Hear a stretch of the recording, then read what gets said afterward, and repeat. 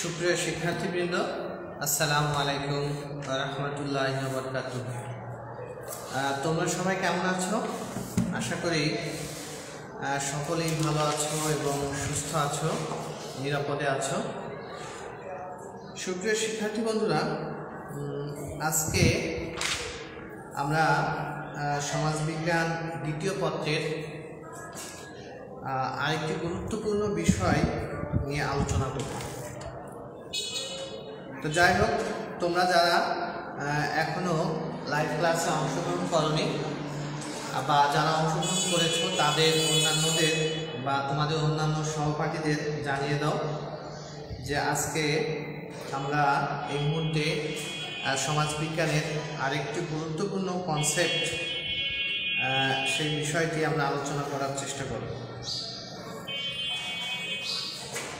সুপ্রিয় শিক্ষার্থী বন্ধুরা, তাহলে আজকে দেখি যে আমরা কি করতে যাচ্ছি। প্রথমে আমি বলে নিই যে আগে কিছু প্রতিকৃতি আঁকাই।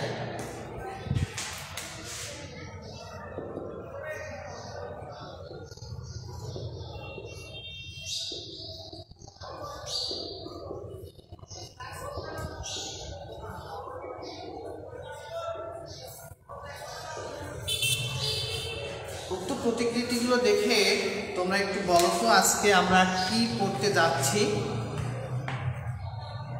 হ্যাঁ, আমরা আজকে বাংলাদেশের একটি গুরুত্বপূর্ণ সমস্যা, বাংলাদেশের একটি গুরুত্বপূর্ণ অবস্থা জানার চেষ্টা করব। সেটি হচ্ছে মূলত কি জনসংখ্যা।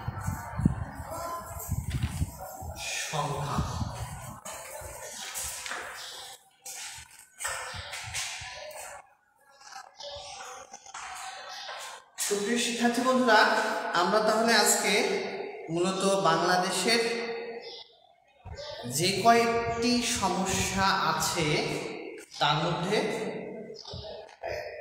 গুরুত্বপূর্ণ সমস্যা, 1 নম্বর সামাজিক সমস্যা জনসংখ্যা বিস্ফোরণ, জনসংখ্যা স্ফীতি বা জনসংখ্যা সমস্যা সম্পর্কে জানার চেষ্টা করব। তো জনসংখ্যা সম্পর্কিত আজকের এই আলোচনাটিতে তোমরা অনেক কিছু জানতে পারবে এবং যে বিষয়গুলো আমাদের প্রতিনিয়ত বিভিন্ন সময় বিভিন্ন পরীক্ষাগুলোতে বা প্রতিযোগিতামূলক পরীক্ষাগুলোতে কিন্তু কাজে লাগে, সেই প্রেক্ষাপটকে বিবেচনা করে আজকে আমরা মূলত এই সমস্যাটি সম্পর্কে আলোচনা করব। সুপ্রিয় শিক্ষার্থী বন্ধুরা, সামাজিক সমস্যা হিসেবে জনসংখ্যা আলোচনা করার পূর্বে আমরা দেখি আসলে জনসংখ্যা কি। জনসংখ্যা একটি রাষ্ট্রের অন্যতম এবং অপরিহার্য গুরুত্বপূর্ণ উপাদান বা বৈশিষ্ট্য। স্থান কাল পাত্র ভেদে বিভিন্ন দেশে বিভিন্ন অঞ্চলে জনসংখ্যার তারতম্য পরিলক্ষিত হয়। একটি দেশের জনসংখ্যা মূলত বা জনসংখ্যার উপর ভিত্তি করে সেই দেশের সামগ্রিক উন্নয়ন পরিচালিত হয়। এজন্য জনসংখ্যা একটি গুরুত্বপূর্ণ অংশ বা কি উপাদান। সুপ্রিয় শিক্ষার্থী বন্ধুরা, তাহলে জনসংখ্যা কি? আমি প্রথমে যে প্রতিকৃতিগুলো আঁকাইছিলাম, এখানে অঙ্কন করেছিলাম যে এই জনসংখ্যা বলতে আমরা কি বুঝবো। যে জনসংখ্যা বলতে একটি নির্দিষ্ট ভৌগোলিক এলাকায় বসবাসকারী সংঘবদ্ধ মানুষের সমষ্টিকে, সেখানে নারী পুরুষও থাকতে পারে, সমষ্টিকে মূলত জনসমষ্টি বা জনসংখ্যা বলা হয়। এবং এই জনসংখ্যা বা জনসমষ্টির মধ্যে মূলত একটি পারস্পরিক সম্পর্কবোধ বা ইন্টারেকশন বা মিথস্ক্রিয়া বিদ্যমান থাকবে। যেমন আমরা মূলত কিসের ভিত্তিতে সংগঠিত জনসমষ্টি, আমরা যখন বলি বাংলাদেশের জনসংখ্যা, অর্থাৎ স্বাধীন একটা ভৌগোলিক এলাকা, এই ভৌগোলিক এলাকার মধ্যে আমরা সবাই বাঙালি ভাষাগত দিক থেকে, তাই আমরা কি বাঙালি জনসংখ্যা বা জনসমষ্টি, এরকম ইংরেজ জনসমষ্টি এক একটা নির্দিষ্ট ভৌগোলিক এলাকায় জনসমষ্টি বা মানুষদেরকে এক হচ্ছে জনসমষ্টি বলা হয়। এখন বিষয় হচ্ছে জনসংখ্যা কি সমস্যা? একটি দেশের কি জনসংখ্যা সমস্যা? কখন সেটি সমস্যাতে পরিণত হয়? এই বিষয়গুলোই আমাদের আজকে জানার বিষয়। তাহলে জনসংখ্যা আমরা জানলাম, কিন্তু এই জনসংখ্যা কেন একটি দেশের সমস্যা? এই প্রশ্নটি একটু আমাদের মনে আসার কথা, যে জনসংখ্যা যদি একটি রাষ্ট্রের মূল উপাদান হয়, অপরিহার্য উপাদান হয়, তাহলে কেন এই জনসংখ্যা একটি দেশের জন্য সমস্যা? তো সেই বিষয়গুলো আমরা ধীরে ধীরে আলোচনা করব। তাহলে আমরা জনসংখ্যা দেখলাম, এখন আমরা এই জনসংখ্যা সম্পর্কিত আলোচনা করতে গিয়ে আরও যে বিষয়গুলো জানার চেষ্টা করব সেগুলো হচ্ছে যে জনসংখ্যা সম্পর্কিত তত্ত্ব একটু জানবো, কে দিয়েছেন, কাম্য জনসংখ্যা কি, এই বিষয়গুলো জানবো, স্থূল জন্মহার কি, স্থূল মৃত্যুহার কি, তারপরে তোমার হচ্ছে জনসংখ্যার ঘনত্ব কি, এই বিষয়গুলো আমাদের জানা দরকার। সুপ্রিয় শিক্ষার্থী বন্ধুরা, আমরা এগুলো যে কথাগুলো বললাম এই বিষয়গুলো আমরা ধীরে ধীরে জানব। তাহলে আমরা এখন দেখি যে জনসংখ্যা কেন সমস্যা। আমাদের দেশের তুলনায় অন্যান্য দেশের বা পার্শ্ববর্তী দেশ ইন্ডিয়া, চীন, ইন্দোনেশিয়া, যুক্তরাষ্ট্র, নাইজেরিয়া, ব্রাজিল, দক্ষিণ আফ্রিকা, বিভিন্ন দেশের জনসংখ্যা কিন্তু আমাদের দেশের তুলনায় অনেক বেশি। তো তাদের দেশের জনসংখ্যা তাদের জন্য আশীর্বাদ, কিন্তু আমাদের এই থার্ড ওয়ার্ল্ড বা তৃতীয় বিশ্বের দেশ হিসেবে বাংলাদেশের জনসংখ্যা কেন সমস্যা? বা শুধু বাংলাদেশ নয়, এইরকম বিশ্বের যে সকল দেশে মূলত জনসংখ্যার স্ফীতি আছে, জনসংখ্যা বিস্ফোরণ আছে, সেই সকল দেশগুলোতে জনসংখ্যা একটা সমস্যায় পরিণত হয়েছে। এখন আমরা দেখি সার্বিকভাবে জনসংখ্যা কেন সমস্যা। তার পূর্বে একটু একটা বিষয় আমরা জানতে চাই, যে জনসংখ্যা সম্পর্কিত তত্ত্ব। সুপ্রিয় শিক্ষার্থী বন্ধুরা, তোমরা নাম শুনেছ নিশ্চয়, ম্যালথাস একজন দার্শনিক। ম্যালথাস মূলত খাদ্য উৎপাদন এবং জনসংখ্যা ভিত্তির উপর, এই দুটি সম্পর্কের উপর ভিত্তি করে জনসংখ্যা সম্পর্কিত তত্ত্ব দিয়েছেন। তিনি বলেন যে খাদ্য ও বৃদ্ধি পায় বা বর্ধিত হয় গাণিতিক হারে, অর্থাৎ 1, 2, 3, 4, 5, 6, 7, এটাকে মূলত বলা হয় গাণিতিক হার। যেমন খাদ্য বৃদ্ধি পায় গাণিতিক হারে। গাণিতিক হারটা কি? 1, 2, 3, 4, 5, 6, 7, এবং জনসংখ্যা বৃদ্ধি পায়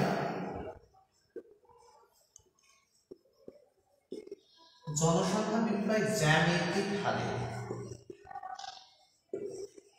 সেটা কি? 0 থেকে 2, 4, 8, 16, 32, 64, 128, 256। তাহলে জনসংখ্যা বৃদ্ধি পাচ্ছে কি এই জ্যামিতিক হারে, আর খাদ্য উৎপাদন বৃদ্ধি পাচ্ছে গাণিতিক হারে। এই দুইয়ের মধ্যে যখন খাদ্য ঘাটতি দেখা দেবে তখন মূলত কি জনসংখ্যা সমস্যা সৃষ্টি হবে। অর্থাৎ যেভাবে জনসংখ্যা বৃদ্ধি পায় সেই তুলনায় কিন্তু খাদ্য উৎপাদন বৃদ্ধি পাচ্ছে না। শুধু খাদ্য উৎপাদন নয়, জীবনযাত্রার মান, মাথাপিছু আয়, বসবাসের স্থান, মাথাপিছু জমির পরিমাণ এক্সেট্রা, আরও যে মৌলমানবিক সমস্যা বা চাহিদাগুলো আছে, যখন একটি দেশ তার জনসংখ্যার কারণে সেগুলো যথাযথভাবে পূরণ করতে পারে না, তখন তাকে মূলত বলা হয় কি জনসংখ্যা সমস্যা। তাহলে আমরা দেখলাম যে জনসংখ্যা সম্পর্কে তত্ত্ব দিয়েছেন কে? ম্যালথাস। এবং জনসংখ্যার যে ম্যালথাসের যে তত্ত্বটি, সেটি খাদ্য উৎপাদন হয় বা বৃদ্ধি পায় গাণিতিক হারে 1, 2, 3, 4, 5, 6, 7, 8 এগুলোকে মূলত বলা হয় গাণিতিক হার। আর মূলত জনসংখ্যা বৃদ্ধি পায় জ্যামিতিক হারে, যেটাকে মূলত বলা হচ্ছে 0, 2, 4, 8, 16, 32, 64, 128 এবং 256। এইভাবেই মূলত দুইটার মধ্যে যখন ব্যালেন্সটা ঠিক থাকে না, তখন মূলত কি হয়, সামাজিক সমস্যা হিসেবে জনসংখ্যা বিস্ফোরিত হয়।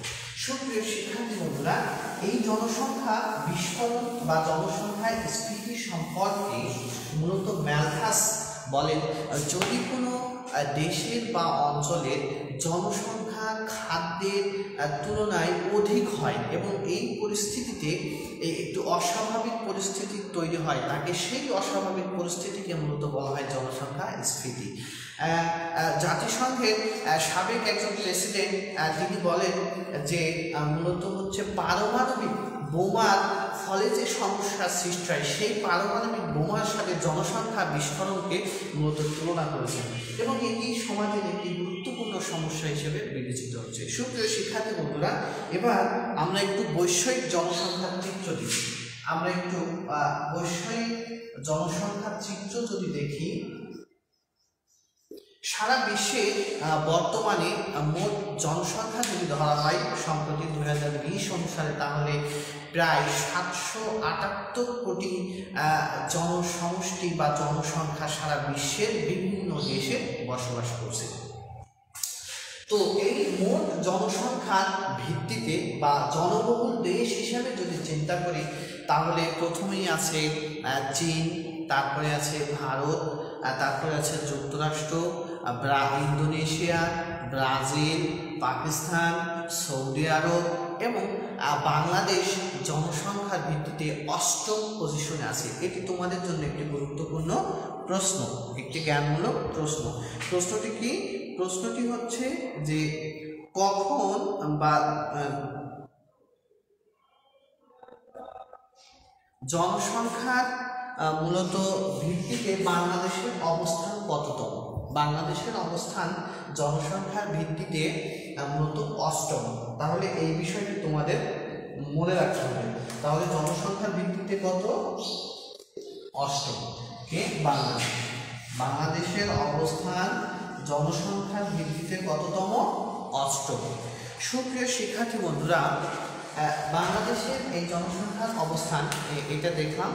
আমরা এরপরে দেখি যে কম জনসংখ্যারও কিন্তু দেশ আছে, যেমন মোনাকো, ভ্যাটিকান সিটি, আরও বিভিন্ন দেশ আছে যেগুলো অল্প সংখ্যক জনসমষ্টি নিয়ে মূলত একটি স্বাধীন সার্বভৌম অঞ্চলে বসবাস করে, যেমন মালদ্বীপ।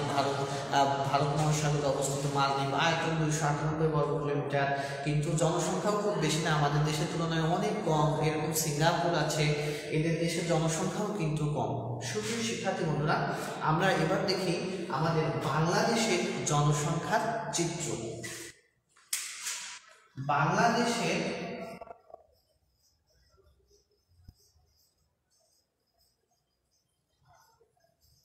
জনসংখ্যার চিত্র যদি আমরা দেখতে চাই, যে জনসংখ্যা যে নির্ধারণ করা হয় এটি মূলত কি আদমশুমারির ভিত্তিতে। তোমরা নিশ্চয়ই জানো যে আদমশুমারি, আদম শব্দের অর্থ হচ্ছে মানুষ, আর শুমারি শব্দের অর্থ হচ্ছে গণনা করা।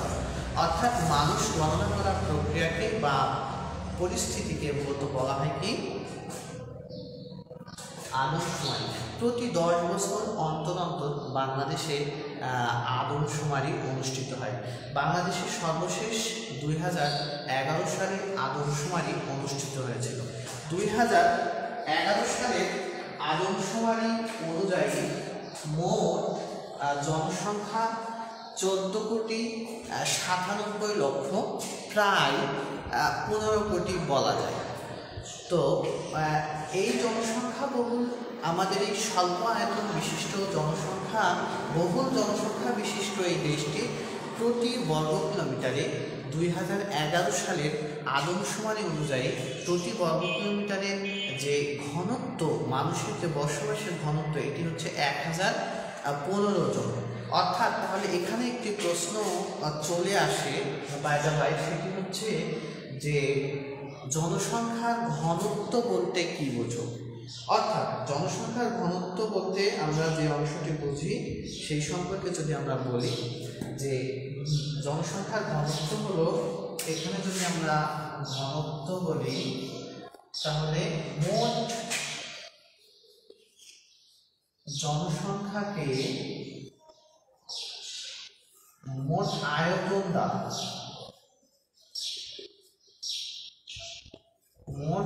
দ্বারা ভাগ করে যা পাবো সেটি হচ্ছে মূলত জনসংখ্যার ঘনত্ব। এই প্রশ্নটি অনেক সময় তোমাদের পরীক্ষায় আসে বা আসতে পারে, তাই তোমরা জেনে নিও বা লিখে নাও। যদি এখন তোমরা কেউ টেবিল চেয়ারে বসে লাইভ ক্লাসটি করতে থাকো তাহলে তোমরা লিখে নাও যে ঘনত্ব কি বা ঘনত্ব কাকে বলে।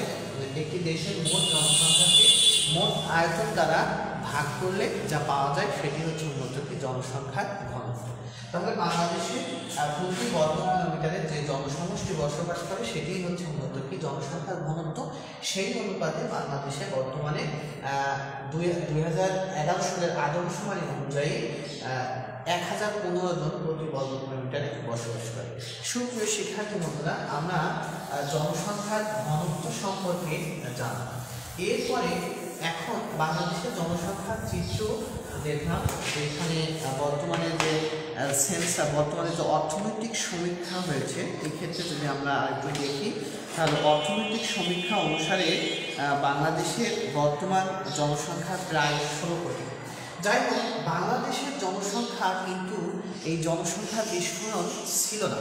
জনসংখ্যা যে জ্যামিতিক হারে বৃদ্ধি পেয়েছে, তোমরা চিন্তা করো 1971 সালের রেসকোর্স ময়দানে বঙ্গবন্ধু শেখ মুজিবুর রহমান ভাষণে বলেছিলেন যে 7 কোটি মানুষকে দাবায় রাখতে পারবা না।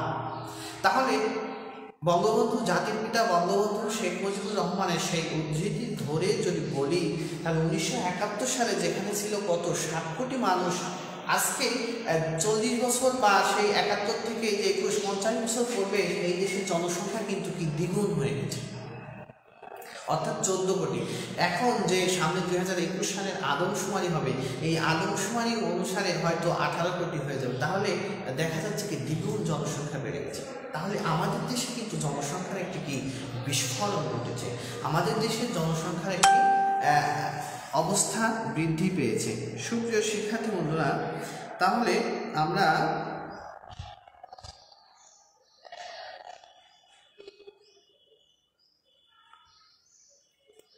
এই অবস্থাটি দেখলাম। এখন আমরা দেখব যে আরেকটি বিষয় হচ্ছে কাম্য জনসংখ্যা কি। কাম্য, এই প্রশ্নগুলো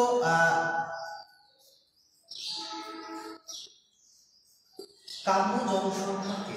আমি জনসংখ্যা সমস্যার কারণ, এর প্রভাব এবং এর প্রতিকার আলোচনা করার পূর্বে এই বিষয়গুলো জানতে চাই, কারণ হচ্ছে যে এগুলো তোমার পরীক্ষায় আসবে। তাহলে কাম্য জনসংখ্যা কি, অপটিমাম পপুলেশন বলতে তুমি কি বোঝো, এই প্রশ্নটি যদি পরীক্ষায় আসে তাহলে তোমাকে লিখতে হবে। তাহলে কাম্য জনসংখ্যা কি, এই প্রশ্নটির উত্তর যদি তোমাকে লিখতে হয় তাহলে তোমাকে এভাবে লিখতে হবে যে যখন একটি দেশে যে সম্পদ থাকে সেই সম্পদের সাথে জনসংখ্যার একটি সামঞ্জস্য থাকে, অর্থাৎ বাংলাদেশে বা যে কোনো দেশের যে সম্পদ আছে সেই সম্পদ দ্বারা মূলত সেই দেশের জনসংখ্যার যে মাথাপিছু আয়, সামগ্রিক উন্নতি সব কিছু নিশ্চয়ন করা হয়, তখন তাকে মূলত বলা হচ্ছে কাম্য জনসংখ্যা। তো প্রতিটি দেশেরই কাম্য জনসংখ্যা হওয়া উচিত, কিন্তু বিভিন্ন কারণে যেমন অশিক্ষা, কুসংস্কার, ধর্মীয় গোড়ামি, পারিপার্শ্বিক অবস্থা, বিভিন্ন কারণে কিন্তু দুর্নীতি ইত্যাদি কারণে কাম্য জনসংখ্যা হতে পারে না। তো আমাদের দেশও ঠিক ওইরকম একটি সমস্যায় জর্জরিত যে আমাদের দেশের যে জনসংখ্যা আছে এই জনসংখ্যাকে যদি দক্ষ জনশক্তিতে পরিণত করা যায় এবং আমাদের যে সম্পদ আছে এই সম্পদের সাথে সামঞ্জস্য রক্ষা করা যায়, তাহলে মূলত কী হবে, কাম্য জনসংখ্যা স্থির পাবে বা কাম্য জনসংখ্যা তৈরি হবে। অর্থাৎ কাম্য জনসংখ্যা হলো জনসংখ্যার এমন একটি অবস্থা যে অবস্থায় দেশের যে সম্পদ আছে, দেশের যে প্রপার্টি আছে, সেই প্রপার্টির সাথে পপুলেশনের যে একটা পারস্পরিক সম্পর্ক স্থিতিশীল পর্যায়ে থাকবে, সেটি হচ্ছে মূলত কি কাম্য জনসংখ্যা। সুপ্রিয় শিক্ষার্থী বন্ধুরা, আমরা জনসংখ্যার বিভিন্ন বিষয়গুলো সম্পর্কে জানলাম। জনসংখ্যার এই ধরনের বিভিন্ন সমস্যাকে জাতির সামনে, দেশের সামনে, বিশ্বের সামনে তুলে ধরার জন্য প্রতি বছর 11 জুলাই মূলত এই জনসংখ্যা দিবস পালন করা হয়ে থাকে। তাহলে এটি তোমাদের জন্য একটি গুরুত্বপূর্ণ অংশ। সেটি কি বললাম, যে প্রতি বছর 11 জুলাই জনসংখ্যা দিবস পালন করা হয়ে থাকে। সুপ্রিয় শিক্ষার্থী বন্ধুরা, তাহলে বাংলাদেশের জনসংখ্যার যে চিত্র আমরা দেখলাম, যে ওভার পপুলেশন, বাংলাদেশের যে জনসংখ্যা স্ফীতি ঘটেছে, বাংলাদেশের জনসংখ্যার সমস্যা হয়েছে, এটি 1976 সালে সর্বপ্রথম এই সমস্যাটিকে 1 নম্বর সমস্যা হিসেবে চিহ্নিত করে এর পঠন পাঠন, এর কার্যক্রম, একে মূলত নিয়ন্ত্রণ করার বিভিন্ন ধরনের সরকারি এবং বেসরকারি উদ্যোগ গ্রহণ করা হচ্ছে। তাহলে কত সালে এই জনসংখ্যাকে বাংলাদেশের 1 নম্বর সমস্যা হিসেবে চিহ্নিত করা হয়েছে? 1976 সালে। তাহলে 1976 সালে জনসংখ্যা সমস্যাকে 1 নম্বর সমস্যা হিসেবে। এখন প্রশ্ন হচ্ছে যে 1 নম্বর সমস্যা বলতে তুমি কি বোঝো, বা জনসংখ্যাকে কেন 1 নম্বর সমস্যা বলা হয়? আমি প্রথমেই বলেছি যে একটি রাষ্ট্রের গুরুত্বপূর্ণ এবং অপরিহার্য উপাদান হচ্ছে জনসংখ্যা। এই জনসংখ্যা বিহীন যেমন রাষ্ট্র কল্পনা করা যায় না, পৃথিবী কল্পনা করা যায় না। ঈশ্বর পৃথিবী হয়তো জনসংখ্যা বিহীন কল্পনা করেননি, হয়তো বানাননি বা বানাবেন না, এইরকম একটা পরিকল্পনা। যাই হোক, জনসংখ্যা তাহলে পৃথিবীর একটা মূল উপাদান। তো এই মূল উপাদানটি একটা দেশে আশীর্বাদ, আর একটা দেশে কি অভিশাপ। তেমনি আমাদের দেশে এই অদক্ষ জনশক্তি কি অভিশাপ। 1 নম্বর সমস্যা এই জন্যই বলা হচ্ছে যে যতগুলো সমস্যা আছে সব সৃষ্টি হয়েছে জনসংখ্যা বৃদ্ধির কারণে। যেমন কি শিক্ষার অভাব, নিরক্ষরতা, বাল্যবিবাহ, যৌতুক প্রথা, জঙ্গিবাদ, দারিদ্রতা, বস্তি সমস্যা, পতিতাবৃত্তি, ভিক্ষাবৃত্তি এক্সেট্রা, আরও যে সামাজিক সমস্যাগুলো আছে, বিভিন্ন ধরনের পরিবেশ বিপর্যয়, মাটি, পানি, বায়ু এবং শব্দ, পরিবেশের যে 4টি উপাদান আছে, এগুলো কিন্তু মানুষের কারণেই প্রতিনিয়ত দূষিত হচ্ছে। শিল্প কলকারখানার বর্জ্য পদার্থ প্রতিনিয়ত ডাম্পিং করার না কারণে, যথাযথ জায়গায় ডাম্পিং করার না কারণে মূলত কী হচ্ছে, পরিবেশ দূষিত হচ্ছে। তাহলে যে এই জনসংখ্যার কারণে যত সমস্যার সৃষ্টি, আমি যে সমস্যাগুলো বললাম, এই সমস্যাগুলো এই জনসংখ্যার কারণেই সৃষ্টি হয়েছে। এই জন্য জনসংখ্যাকে মূলত 1 নম্বর সামাজিক সমস্যা হিসেবে চিহ্নিত করে সরকার বিভিন্ন ধরনের পদক্ষেপ গ্রহণ করেছে। তাহলে সুপ্রিয় শিক্ষার্থী বন্ধুরা, আমরা এই সামাজিক সমস্যার যে বিষয় চিত্র, জনসংখ্যা সম্পর্কে অনেক কিছু বিষয় জানি। এরপরে আমরা দেখব যে বাংলাদেশে জনসংখ্যা বৃদ্ধির কারণ আমরা দেখব, যেখানে কী কী কারণে জনসংখ্যা বৃদ্ধি সংঘটিত হয়। জনসংখ্যা বৃদ্ধির এই কারণগুলোকে কয়েকটি ভাগে ভাগ করা যেতে পারে। প্রথমত প্রাকৃতিক কারণ, দ্বিতীয়ত সাংস্কৃতিক বা সামাজিক কারণ, তৃতীয়ত অর্থনৈতিক কারণ, চতুর্থত সাংস্কৃতিক বা অন্যান্য কারণে মূলত কী হচ্ছে, এই ধরনের ধর্মীয় কারণ। তাহলে এই কারণগুলোকে আমি সামগ্রিকভাবে যদি বিচার বিশ্লেষণ করি, তাহলে আমি কতিপয় কারণ বলছি। দেখো, এই কারণগুলোর কারণেই আমাদের সমাজে কিন্তু এই জনসংখ্যার যে বিস্ফোরণ ঘটেছে, আমাদের যে মাথাপিছু আয় কমে যাচ্ছে, আমাদের যে মাথাপিছু জমির পরিমাণ কমে যাচ্ছে, আমাদের খাদ্যের উপর প্রভাব পড়ছে, আমাদের যে ল্যান্ড, কৃষি জমির উপর প্রভাব পড়ছে, এক্সেট্রা বিভিন্ন সমস্যা কিন্তু আমাদের দেশে তৈরি হচ্ছে। সুপ্রিয় শিক্ষার্থী বন্ধুরা, তাহলে জনসংখ্যা বৃদ্ধির কারণগুলো যদি আমি বলি, প্রথমত বলবো প্রাকৃতিক কারণ। প্রাকৃতিক কারণ হিসেবে আমি বলবো ভৌগোলিক অবস্থান। বাংলাদেশ ভৌগোলিকভাবে মূলত মৌসুমী জলবায়ুর অন্তর্গত একটি অঞ্চল। এবং এখানে নাতিশীতোষ্ণ আবহাওয়া এবং সমভাবাপন্ন আবহাওয়া হওয়ার কারণে এখানে জনবসতি সহজেই গড়ে ওঠে, যার কারণে এই বাংলাদেশে বিভিন্ন সময়ে বিভিন্ন প্রেক্ষাপটে জনবসতি গড়ে উঠেছে এবং সভ্যতা গড়ে উঠেছে, যার প্রেক্ষাপটে এখানে জনসংখ্যার কিন্তু একটা মাত্রাতিযোগ্য লক্ষ্য করা আসছে। এরপরে আছে জলবায়ু। সুপ্রিয় শিক্ষার্থী বন্ধুরা, আমরা জানি যে জলবায়ু একটি দেশের জনসংখ্যা বৃদ্ধির অন্যতম নিয়ন্ত্রক হিসেবে কাজ করে। কিভাবে? যে আমরা মূলত ক্রান্তীয় জলবায়ু অঞ্চলের অন্তর্গত, বিশেষ করে চীন, জাপান, তাইওয়ান, বাংলাদেশ, এই ধরনের কয়েকটি দেশ আছে যারা এই ক্রান্তীয় জলবায়ুর অন্তর্গত। অর্থাৎ এই জলবায়ু বিশিষ্ট অঞ্চলের ছেলেমেয়েরা অল্প বয়সে কি হয়, যৌবন প্রাপ্ত হয়, যার কারণে দেখা যায় যে এখানে মূলত প্রজনন ক্ষমতার যে একটা অংশ নারীদের, এটা কিন্তু দীর্ঘ সময় থাকে। অর্থাৎ এই অঞ্চলের ছেলেমেয়েরা মোটামুটি 15 থেকে 45 বছর পর্যন্ত মেয়েরা প্রজননশীলতা বা প্রজনন ক্ষমতার অধিকারী হয়ে থাকে, যার কারণে এই দীর্ঘ সময় প্রজনন ক্ষমতার অধিকারী হওয়ার কারণে জনসংখ্যা কিন্তু আমাদের সমাজে বৃদ্ধি পায়। সুপ্রিয় শিক্ষার্থী বন্ধুরা, আরেকটি বিষয় আছে জন্ম এবং মৃত্যু। একসময় আমাদের দেশে আমাদের দাদা দাদিরা বা আজ থেকে আমাদের জেনারেশনের আরও পূর্বে 2টা জেনারেশন যদি কল্পনা করি, সেই সময় মানুষ চিন্তা করতো যে 10টা 20টা ছেলে মেয়ের ভিতরে 5-6টা ছেলে মেয়ে মারা যাবে, এমনি মারা যাবে। তো এইরকম চিন্তা চেতনা থেকে প্রাকৃতিক বিভিন্ন কারণ, সেটা হতে পারে মহামারী, হতে পারে বিভিন্ন ধরনের রোগ, শোক ইত্যাদি কারণে দেখা যায় যে পেটের পীড়া বিভিন্ন কারণে বা আনুষঙ্গিক সমস্যার কারণে চিকিৎসা ব্যবস্থা যে সময় উন্নত ছিল না, যার কারণে মূলত দেখা যাচ্ছে যে ওই সময় মূলত ছেলেমেয়েরা অভিভাবক বা পিতামাতারা মনে করতো যে আমার 20টা ছেলে মেয়ে এর মধ্যে 4টা-5টা মারা যাবে। আমরা দেখেছি যে আমাদের দাদাদের ছেলে মেয়েদের যাদের 10টা 20টা ছেলে মেয়ে, তাদের ভিতরে কিন্তু তারা গল্প করে যে তাদের 5টা ছেলে মেয়ে বিভিন্ন কারণে মারা গেছে।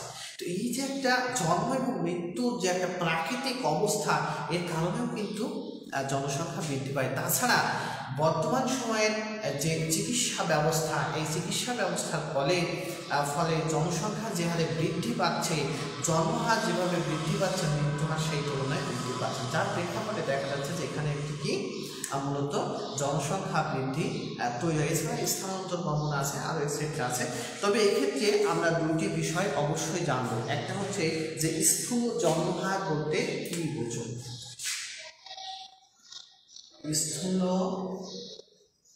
জন্মহার বলতে বা স্থূল জন্মহার কি, এটা একটি সূত্রের মাধ্যমে ব্যাখ্যা করা যায়। সেটি হচ্ছে যে কোনো বছরের জন্ম লাভ করা, কোনো বছরের জন্ম লাভ করা মোট জনসংখ্যা এবং মধ্যবর্তী বছরের মধ্যকালীন মোট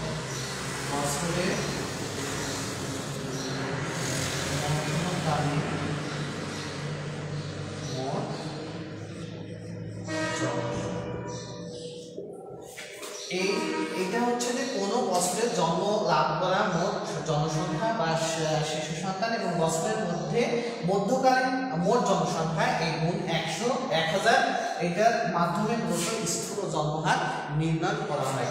সর্বশেষ 2019 সালে অর্থনৈতিক সমীক্ষা অনুসারে বর্তমানে বাংলাদেশের স্থূল জন্মহার মূলত 18.05% এবং স্থূল মৃত্যু হার নির্ণয় করতে হয় ঠিক ওইভাবে যে কোনো বছরে মৃত্যু বরণকারী মোট জনসংখ্যা গুণ 1000 আর হচ্ছে বছরের মধ্যকালীন মোট জনসংখ্যা। এভাবে স্থূল মৃত্যু হার নির্ণয় করা হয়। 2019 সালের অর্থনৈতিক সমীক্ষা অনুযায়ী বাংলাদেশের মূলত স্থূল মৃত্যু হার হচ্ছে 5.1%। সুপ্রিয় শিক্ষার্থী বন্ধুরা, তাহলে আমরা স্থূল মৃত্যু হার এবং স্থূল জন্মহারের যে বিষয়টি আমরা দেখার চেষ্টা করলাম বা দেখলাম। এরপরে আছে যে বিভিন্ন ধরনের সামাজিক সমস্যা, এর মধ্যে আছে যে কৃষিভিত্তিক সমাজ এবং যৌথ পরিবার। আমাদের সমাজে জনসংখ্যা বৃদ্ধির আরেকটা অন্যতম কারণ। একক পরিবারে বর্তমান সময়ে ছেলে মেয়ে মানুষ করা কিন্তু খুব কঠিন একটা ব্যাপার। কিন্তু যখন যৌথ পরিবারের প্রচলন ছিল, আজ থেকে 20 বছর 30 বছর পূর্বে বাংলাদেশের গ্রামে সব স্থানে যৌথ পরিবার ছিল, তখন কিন্তু যৌথ পরিবারের ছেলে মেয়ে মানুষ করা, লালন পালন করা কিন্তু একটু সহজ সাধ্য ব্যাপার ছিল। তাছাড়া কৃষিভিত্তিক অর্থনীতি হওয়ার কারণে, কৃষিকাজ সুষ্ঠুভাবে সম্পাদন করার কারণে পিতামাতারা অনেক সময় অধিক সন্তান লাভের জন্য এই জনসংখ্যা বৃদ্ধি ত্বরান্বিত। এরপরে আছে উচ্চ সন্তান লাভের যে একটা কামনা বাসনা।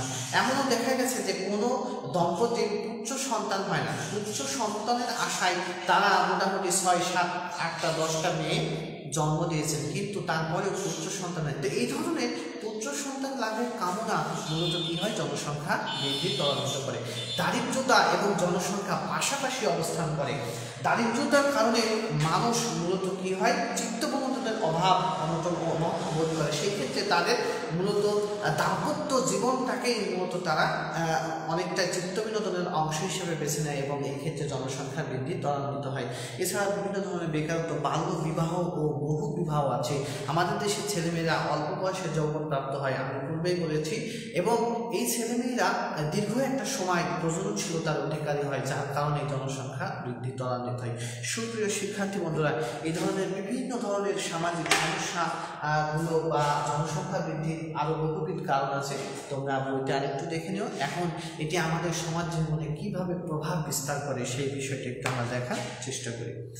সুপ্রিয় শিক্ষার্থী বন্ধুরা, সমাজ জীবনে প্রভাব বিস্তারকারী যে অবস্থাটি আমরা দেখব সেটি হচ্ছে যে প্রভাব, এটি আমাদের মাথাপিছু আয়, এটি আমাদের জন্য খাদ্য ঘাটতি তৈরি করে, অর্থাৎ খাদ্যের উপর চাপ সৃষ্টি করে। আমাদের যে কৃষি জমি আছে, এই কৃষি জমির যে মাথাপিছু বর্তমানে যে বাংলাদেশে একজন মানুষের মাথাপিছু কৃষি জমির পরিমাণ 0.25 একর।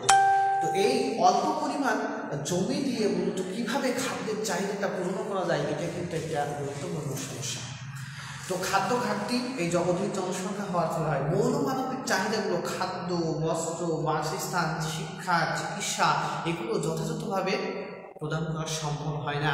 আমাদের দেশে যে সরকারি হসপিটালগুলো আছে, এই সরকারি হসপিটালগুলো এই জনসংখ্যা বৃদ্ধির কারণে মানসম্মত সেবা দিতে পারে না। যদি আমাদের দেশে কাম্য জনসংখ্যা হতো, আমাদের দেশে যদি অপটিমাম পপুলেশন যদি বজায় থাকতো, তাহলে কিন্তু আমরা সব ধরনের সুযোগ সুবিধাগুলো পেতাম। আমাদের শিক্ষাক্ষেত্রে মূলত এখনও অনেক শিক্ষা প্রতিষ্ঠান প্রয়োজন, অনেক শিক্ষা প্রতিষ্ঠানের জনবল প্রয়োজন। এগুলো কিন্তু জনসংখ্যা বৃদ্ধির কারণে অন্যান্য অংশ সাপোর্ট দিতে যে এই অংশটা কিন্তু কি সম্ভব হয়ে ওঠে না। সুপ্রিয় শিক্ষার্থী বন্ধুরা, তাহলে জনসংখ্যা বৃদ্ধির যে কারণ এবং জনসংখ্যা বৃদ্ধির যে প্রভাব, এটি আমরা দেখলাম। সর্বোপরি এই যে বিস্ফোরণ, এই পারমাণবিক বোমার সাথে তুলনা করেছেন একজন দার্শনিক। এই যে বিস্ফোরণ, এটাকে মূলত যদি আমরা প্রতিহত করতে চাই, নিয়ন্ত্রণ করতে চাই, সর্বোপরি হচ্ছে সামাজিক জনসচেতনতাই হচ্ছে মূলত এই জনসংখ্যা নিয়ন্ত্রণের একটি অন্যতম মাধ্যম। তাছাড়া সরকার বিভিন্ন ধরনের পলিসি গ্রহণ করে থাকে। পরিবার পরিকল্পনা প্রতি মানুষকে উৎসাহিত করার জন্য বিভিন্ন ধরনের মিডিয়া, বিভিন্ন ধরনের পত্রপত্রিকা, বিভিন্ন ধরনের বিষয়গুলো সাপোর্ট দিয়ে থাকে। সুপ্রিয় শিক্ষার্থী বন্ধুরা, যাই হোক, তোমাদের আজকে এই পর্যন্ত। আমরা আজকের এই পাঠ শেষে যে যে বিষয়গুলো শিখলাম আমি আরেকবার রিভিশন করিয়ে দিই। আমরা মূলত জনসংখ্যা সম্পর্কিত তথ্য কে দিয়েছেন সেটা শিখেছি, অপটিমাম পপুলেশন কি সেটা সম্পর্কে শুনেছি, জনসংখ্যা কিভাবে বৃদ্ধি পায় জ্যামিতিক হারে 2, 4, 8, 16, 32, 64, 128, 256 এভাবে জনসংখ্যা বৃদ্ধি পায়, কিন্তু খাদ্য বৃদ্ধি পায় 1 2 3 4 5 6 7 8, এটা গাণিতিক হার। আমরা এরপরে জেনেছি স্থূল মৃত্যু হার কি, স্থূল জন্মহার কি, এরপরে বিশ্বব্যাপী কত তারিখ জনসংখ্যা দিবস পালন করা হয়, এরকম অনেক প্রশ্ন। বাংলাদেশের অবস্থান কত জনসংখ্যার দিক থেকে, বিশ্বের জনবহুল দেশগুলোর কয়েকটা দেখেছি। আমরা সর্বোপরি একটি সার্বিক চিত্র দেখার চেষ্টা করেছি। সুপ্রিয় শিক্ষার্থী বন্ধুরা, তোমাদের সকলের সুস্বাস্থ্য কামনা করে আজকের মতো বিদায় নিচ্ছি। আগামী ক্লাস দেখার তোমাদেরকে আহ্বান জানিয়ে আজকের মতো বিদায় নিচ্ছি। ধন্যবাদ সকলকে। আসসালামু আলাইকুম।